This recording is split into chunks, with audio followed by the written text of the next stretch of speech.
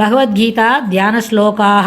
நமோஸ்து தே வியாசவிசாலபுத்தே புல்லாரவிந்தாயத பத்ரநேத்ர ஏன த்வயா பாரததைலபூர்ணः பிரஜ்வாலிதோ ஞானமயப்பிரதீபः பிரபன்னபாரிஜாதாய தோத்ரவேத்ரைகபாணயே ஞானமுத்ராய கிருஷ்ணாய கீதாமிருததுஹே நமः. सर्वोपनिषदो घावो दोक्ता गोपालनन्दनः पार्थो वर्तस्सुतीर्भोक्ता दुक्तं गीतामृतं महत्. वसुदेवसुदं देवं कंसचाणूरमर्दनं देवकी परमानन्दं कृष्णं वन्दे जगद्गुरुम्. அடுத்தது 34வது ஸ்லோகம். மன்மனாபவ மத்பக்தோ மத்யாஜி மாம் நமஸ்குரு மாமே வைஷ்யசி யுக்தைவம் ஆத்மானம் மத்பராயணः. மன்மனாபவ மத்பக்தோ மத்யாஜி மாம் நமஸ்குரு மாமே வைஷ்யசி யுக்தைவம் ஆத்மானம் மத்பராயணः. இது இந்த அத்தியாயத்துக்கு, இந்த ராஜவித்யா ராஜகூக்கிய யோகம் அப்படிங்கிற இந்த 9வது அத்தியாயத்துக்கு கடைசி ஸ்லோகம். அதனால் இதில் என்ன சொல்லித்தராருன்னு கேட்டால், என்னிடமே மனதை வைத்தவனாகும் மன்மனாபவ மத்பக்தா, என்னுடைய பக்தனாகும், என்னையே பூஜிப்பவனாகும் ஆவாயாக.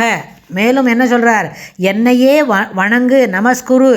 எவ்வாறு மத்பராயணா, என்னையே உத்தம கதியாக கருதி உன்னுடைய உள்ளத்தை நிலைநிறுத்தி யுக்துவா நிலைநிறுத்தி என்னையே வந்து அடைவாய் அப்படின்னு. இதில் இந்த பெருமாள் என்ன சொல்கிறார், எல்லாவற்றிற்கும் இப்போ துராச்சாரனாக இருந்தாலும் தொடர்ந்து என்னுடைய பக்தியே சிறந்ததுன்னு தெரிஞ்சு பக்தி பண்ணியிருந்தா விரைவில் அவனை தர்ம சிந்தனை உள்ளவனாக மாற்றுகிறேன் அப்படின்னு சொல்லி தந்தார். அப்புறம் சமுதாயத்துக்கு ஒரு சிறப்பு வருது அப்படின்னா உன்னுடைய ஓய்வை விட்டொழித்து, அதாவது ராஜரிஷியாக நீ உன்னை உயர்த்தி கண்டு சமுதாயத்துக்கு சிறப்பு செய்யணும்.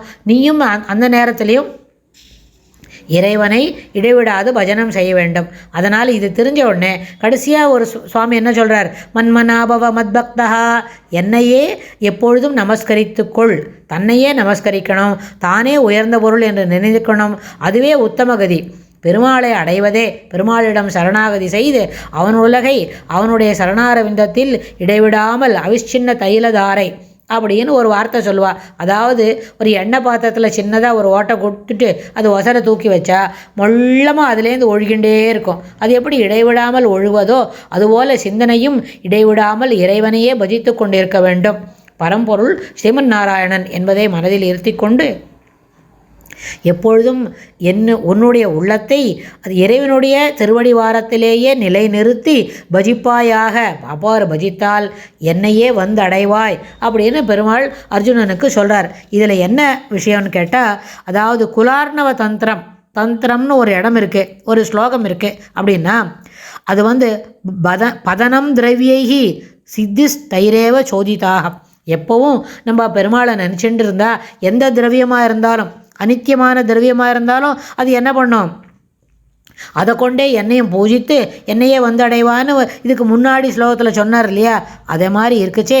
இப்போ என்ன பண்ணோம், அதுபோல் திரவியத்தில் இருந்தாலும் என்னையே பூஜித்து என்னையே அடைவாய் அப்படின்னு. உடனே என்ன எல்லாருக்கும் ஒரு கோணம், உலகம் என்ன அனித்தியமா, இதுலேருந்து எல்லாத்தையும் எடுக்க விட்டா அதுவே அனித்தியத்துலேருந்து பெருமாளை பூஜை பண்ண முடியுமா, நித்திய வஸ்துக்களில் தானே பூஜை பண்ணணும் அப்படின்னா.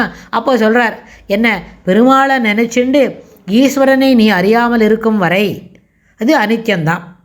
ஈஸ்வரனை அறிந்து கொண்டு விட்டால் எவ்வாறெனில் ஒவ்வொரு பொருளிலுமில்ல ஈஸ்வரனை காண்பதில்லை.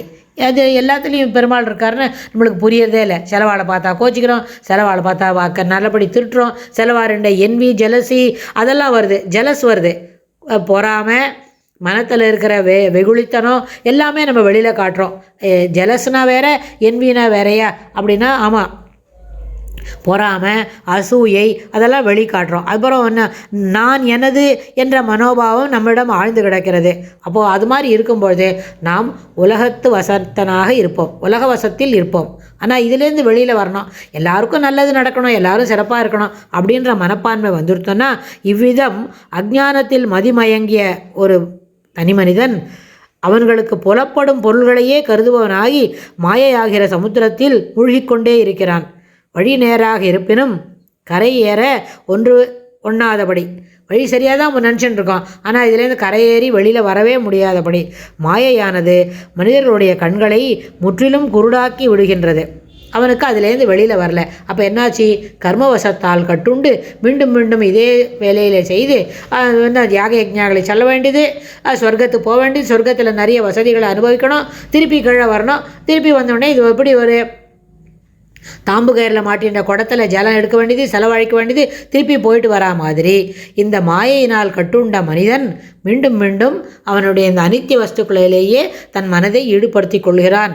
மனம் என்னும் உள்மனம் என்கின்ற அந்த கண் எப்பொழுதும் மூடிக்கொண்டே இருக்கிறது. அதே கண்ணு குருடாக இருக்குது அப்படின்னு சொல்லணும், அது ஒரு நெகட்டிவ் வேர்டு. அதை காட்டிலும் உள்மனத்தின் கண் எப்பொழுதும் மூடிக்கொண்டே இருக்கிறது. அதனால் என்ன பண்ணணும்? அனித்தியம் என்கிற விஷயத்தை எப்போவும் மனசில் வச்சுக்கணும். இதுக்கு எப்படி நம்ம மேலுக்கு வரலாம் அப்படின்னா, ஒரு சின்ன இதுக்கு ஒரு உதாரணம், ஒரு டிப்ஸு என்ன கொடுக்கலான்னா, எல்லாருக்கும் நம்மளுக்கு நன்னா தெரியும், எல்லா ஜீவனுக்கும் அந்தர்யாமி பகவான் தான், ஸ்ரீமன் நாராயணன் தான். முதல்ல பகவான் என்கிற வார்த்தையே 6 விதமான குணங்களை கொண்டவன். அந்த 6 விதமான குணம் என்னன்னு இன்னொரு வரப்போகிற அத்தியாயத்தில் சிறப்பாக பேசும்பொழுது அதை பற்றி விவரமாக சொல்லலாம். அந்த 6 விதமான குணங்களை கொண்டதுனால தான் அவனுக்கு பகவான் அப்படின்னு பேர். அந்த பகவான் தான் அந்தர்யாமி இந்த ஜீவனுக்குன்னு சொன்னால், ஒரு நாளைக்கு ஒரு ப்ராக்டிஸை இப்போ நம்ம கொஞ்ச நாளைக்கு முன்னே சொன்னோம், டூ அக்ஷரம் எழுதலாம், எழுதி பழகிறோம். அப்படின்னா என்ன பண்ணுறோம்? முதல்ல கொஞ்ச நாள் பழகிறோம். அந்த குழந்தைக்கு மனம் அதில் ஈடுபடவில்லை என்றாலும் அதற்கு ஒரு 2ன்னு ஒரு பலகையில் எழுதி கொடுத்துட்டு அது மேலேயே மீண்டும் மீண்டும் எழுத வைக்கிறோம். வாயில் சொல்லிட்டு இருக்குது டூன்னு. அது மாதிரி சொல்லி கொடுத்த பிறகு அந்த குழந்தைய நம்ம தூளியில் விட்டு ஆட்டினா அதுக்கு தூங்க வரத்துக்கு முன்னாடி கூட அது என்ன பண்ணோம்? டூ அப்படின்னு சொல்லிகிட்டே இருக்கும். ஆனால் அது சொல்கிறது என்னது? அந்த ரெசிட்டேஷன் மனசில் பதிந்துடுறது. அதுபோல் ராமநாமம் நம்மளுக்கு சிறப்பான தகுதிகளை தரும், நம்ம தெரிஞ்சிக்கவே வேண்டாம். ஆனால் ராம அப்படி சொல்லிகிட்டே இருந்தால் அதை தொடர்ந்து ராம அப்படின்னே சொல்லிகிட்டே இருக்கும். அதாவது ஒரு செய்தியை பொருள் தெரிஞ்சுன்னு சொன்னாலும் பொருள் தெரியாமல் சொன்னாலும் அது என்ன பண்ணும்? நல்ல பலனை தான் கொடுக்கும். அது அந்த சொல்லுக்கு என்ன பொருளோ அதுக்கு உண்டான பலனை கொடுக்கும். அதுபோல் தான் ஒரு மருத்துவர் ஒரு மருந்து சீட்டெல்லாம் மருந்து எழுதி கொடுக்குறார். அது என்ன காம்போனன்ட்ஸ்னு நமக்கு தெரியணுமா? நிறைய பேருக்கு தெரியவே வேண்டாம். அந்த மருந்து கிடைக்கிற கடையில் போய் வாங்கின்னு வந்தோம், 3 வேளை சாப்பிட சொன்னால் அந்த டாக்டர் அம்மா அதை வாங்கி நம்ம சாப்பிட்டுட்டோம், நம்மளோட சுகம் சரியாக போச்சு, சொஸ்தமாயிட்டோம். அது சரியாக நடக்கும் தானே? அதுபோல தான் இந்த நாமங்கள் நம்மளுக்கு நல்ல பலனை கொடுக்கும் என்று மனசில் தெரியலன்னா கூட அந்த ராமநாமத்தை விடாத பஜனம் பண்ணிட்டு இருந்தா அது நம்மளுக்கு நல்லது செய்யும். இது நமக்கு எல்லாருக்கும் தெரிஞ்ச விஷயந்தான். அதுபோல் நம்ம அந்தர்யாமியாக இருக்கிற ஸ்ரீமன் நாராயணன்கிட்ட நிஜமும் கார்த்தால் நம்ம ஒரு 10 நிமிஷமாவது தெளிவாக இருப்போம்னு வைமோ. 24 மணி நேரத்தில் தூங்கின நேரம் போக பாக்கி நேரத்தில் ஒரு 10 நிமிஷம் கொஞ்சம் தெளிவாக புத்தி இருக்கும்.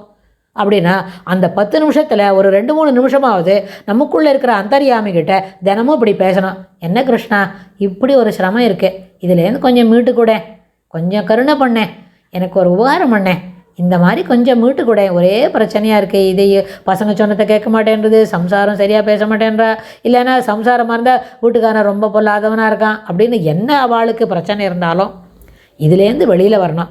உன்னை கொஞ்சம் பஜிக்கிறதுக்கு கொஞ்சம் தெளிவான டைம் கூட, ஒரு நாளைக்கு ஒரு 10 நிமிஷமான உன்னை பற்றி நினைக்கிறதுக்கு எனக்கு நல்ல டைமாக எனக்கு கொஞ்சம் ஏற்படுத்தி கூட, கிருஷ்ணா கொஞ்சம் சகாயம் பண்ணேன் அப்படின்னு இதை நம்ம சொல்கிறதுக்கு எவ்வளோ நாள் ஆச்சு? 30 செகண்ட் தான் ஆச்சு. இது மாதிரி 30 செகண்டோ 60 செகண்டோ அவளோட சௌகரியத்துக்கு தக்கின மாதிரி அந்தர்யாமியாகிட்ட பெருமாள்கிட்ட ஒரு கான்வர்சேஷன் தினமும் ஏற்படுத்தினா இந்த உலகம் நம்மளை கண்ணு மயக்கிறது அனித்தியமான வசுக்கள் இருக்கே அதுலேருந்து மெல்ல வெளியில் வருவோம். இன்றைக்கி சொன்னால் நாளைக்கே வருவோம்னு அர்த்தம் இல்லை, அது சாத்தியமில்லை. அதுக்கும் பகவத் அனுகிரகம் வேணும், ஆச்சாரியர்களோட கிருப்பை வேணும். இருந்தாலும் இதை நம்ம சொல்லி பழகலாம். அது ஒரு பழக்கமாக வச்சுக்கலாம். எப்படி 2 எழுதுறதுக்கு ஒரு சின்ன குழந்தைக்கு சொல்லிகிட்டே இருக்கும், அப்புறமா ஒரு நாளைக்கு எழுதுமோ, அதுபோல் அதே விரைவில் கூட்டி வைப்பான் அவனே, அதற்கு எல்லாவற்றுக்கும் உண்டான ஏற்பாடுகளை அவனே செய்து விடுவான் அப்படின்ற அந்த நம்பிக்கையை மனசில் வளர்த்துண்டு ஒரு 30 செகண்டு 1 நிமிஷம் அந்த பெருமாளோட கான்வர்சேஷன் நம்ம ஏற்படுத்திக்கலாம். இது எல்லாருக்கும் நான் தாழ்மையாக கொடுக்குற ஒரு ட்ரையல் காஸ்ட் நத்திங் தானே. ஒரு முயற்சி செய்து பார்க்குறோம், கிடைச்சா பட்டாவன்னா ஒரே கல்லில் 7-8 மாங்காய் அடிச்சுன்னு வந்துடலாம், கிடைக்கலன்னா மீண்டும் முயற்சி செய்கிறோம். அதுபோல் தான் இது ஒரு நாளைக்கு இல்லை.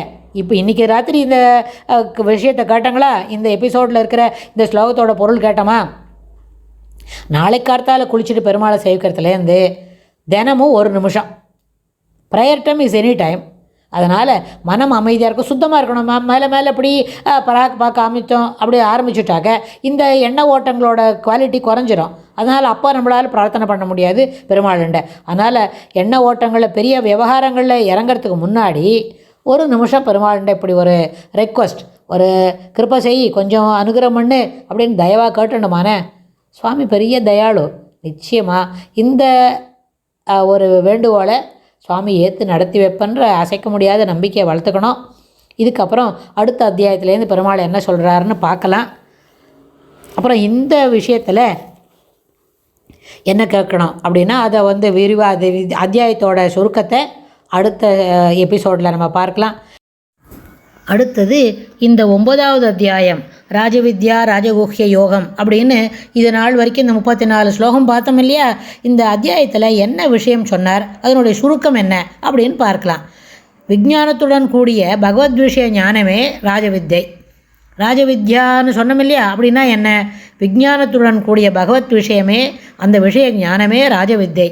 பகவான் ஆகாயத்தை போல் எங்கும் பறந்து பற்றற்று எல்லாவற்றிற்கும் உள்ளிருந்தும் எல்லாவற்றையும் கடந்து நிற்பவர். மகாபிரளயமும் மறுபடி சிருஷ்டியும் அதில் பகவான் சாட்சி மாத்திரமே. தெய்வாசுர ஸ்வபாவம், தெய்வ சுபாவமுடைய மகான்கள் ஒன்றாகவும் பலவாகவும் பகவானை உபாசித்தல். பகவத்குணம் பிரபாவம் ஸ்வரூபம். யஜ்ஞாதிகளால் பெறப்படும் ஸ்வர்க்கமும் நிலையற்றது.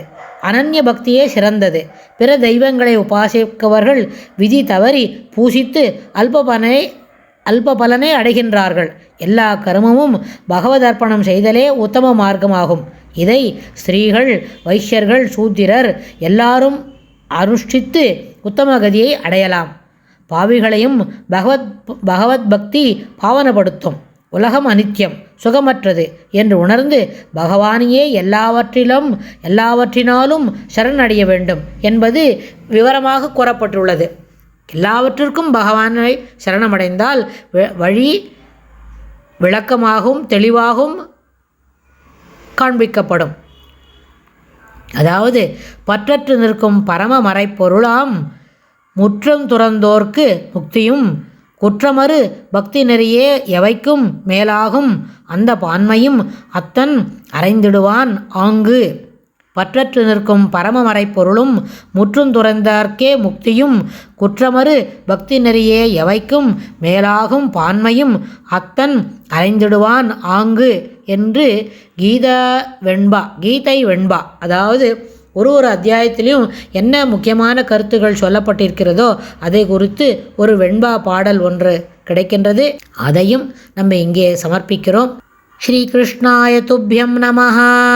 இதி ஸ்ரீ பகவத்கீதாசு உபனிஷத்சு பிரம்மவித்யாயாம் யோகசாஸ்திரே ஸ்ரீகிருஷ்ணார்ஜுன சம்வாதே ராஜவித்யா ராஜகுஹ்யயோகோ நாம நவமோऽध्यायः.